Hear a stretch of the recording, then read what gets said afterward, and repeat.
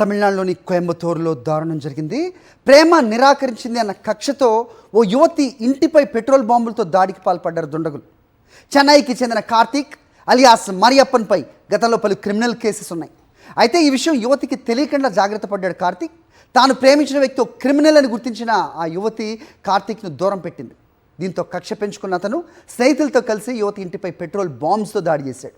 Karthik alias మరియప్పన్పై Chennai, కోయంబత్తూరుతో పాటు పలు police స్టేషన్స్లో మొత్తం 31 క్రిమినల్ కేసులు ఉన్నట్టుగా పోలీసులు చెప్తున్నారు.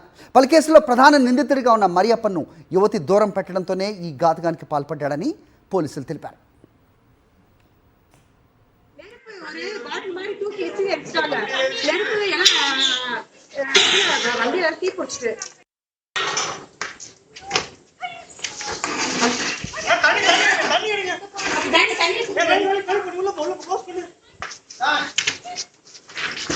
நெருப்பு ஒரு பாட்டில் மாதிரி தூக்கி வச்சு எரிச்சிட்டாங்க.